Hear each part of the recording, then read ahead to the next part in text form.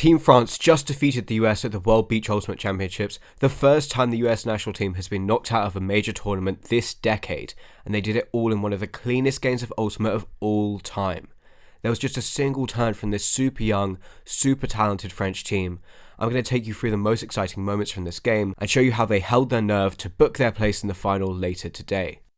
Immediately you're going to see the impact of stat leader Elliot Bonnett. He's the breakout star of this tournament for France. Marquez Brownlee kind of goes on autopilot marking Bonnett after the throw. He leaves himself with no buffer and Bonnett blows past him to the deep space. The huck is to his back shoulder, but there's no loss in speed or concentration as he switches his vision mid-run. To look, a 1-2 to the cutters and Bonnett, just the perfect pace on this. This is such an important throw from Latche. You have to take these slightly too close for comfort shots against the Americans.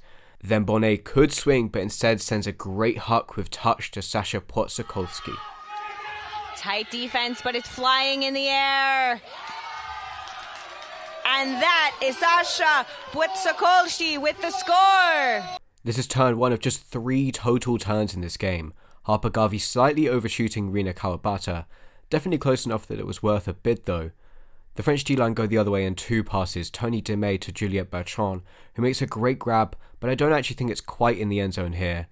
Nevertheless, it's called a goal and a break for France. You can always make this choice when you're right outside the end zone. Just leave your feet and go dive into the end zone. There's a blown switch in the handler space between Brownlee and Noah Backa.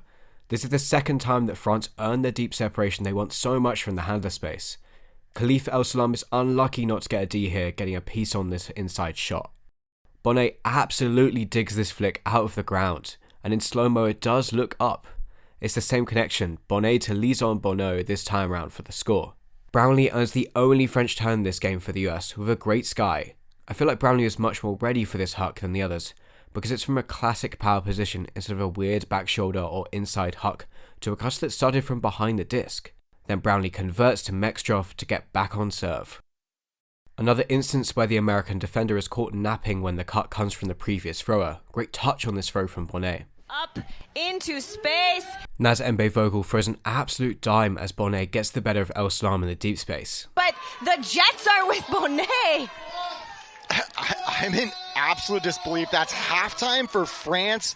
Bonnett is trapped on the sideline. He looks off the swing and can't find the break under to Poaches, so instead he chucks it up to Latche, who heroically manages to mack it, and Bonnett makes a bonkers grab to secure the goal. I'm going to join Chris Mazer in condemning this pitch from Jacob Smith. Smith took 7 steps into a space he never looked at and then leaped into that space. Reckless and dangerous play with a predictably dangerous outcome. And France aren't really just banging it every time they can. On this occasion, Bonnett asks a really hard question of Poaches. Inside angle, was running out of options and time. It is Bonnett, and Poaches puts it out to space, and Bonnett again in the end zone finding space.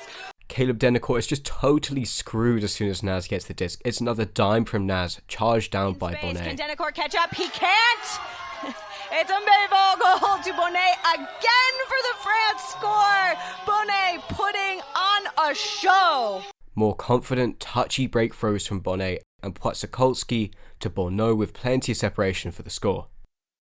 This is a really pivotal moment. It's the last good chance the US have to break, and with Poaches and Bonnett sitting in the handler space, it's so vital for Nikki Spiver to lock down Naz now. But Naz gets enough separation on 3 separate occasions. And then guess what happens when Naz gets the disc?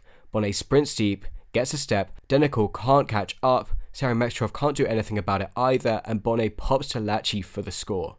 But the reality is Bonnett's so big and so strong, he just is able to reel in this pass on the doorstep and calmly flips it to his compatriot.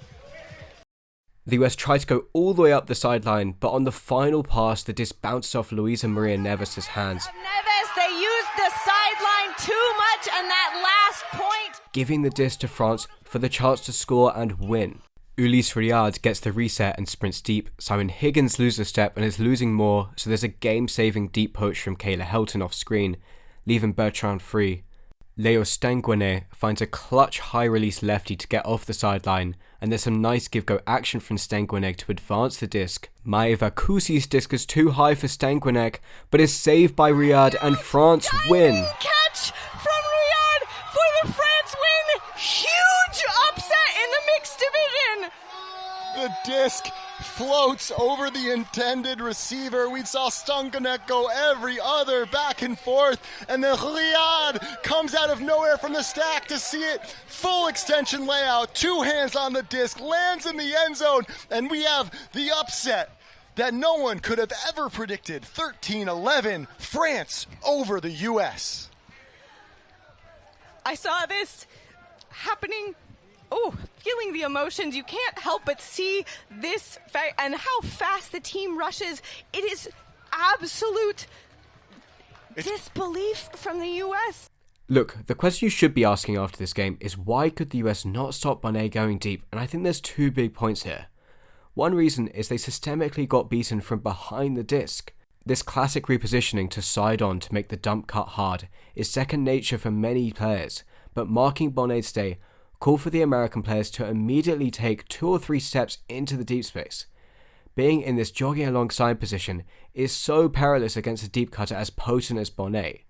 Mixed beach is the format where it's hardest to offer help defense. Usually these deep cuts from the handler space come with a couple poaching defenders to make the reception trickier, but in this game poaches onto the deep shots were infrequent and ineffective. Another answer is that he's also a very capable thrower, and pushing him onto the disc isn't that great for the US either. His partner in crime, Sasha Bui, is nearly as threatening as a receiver too.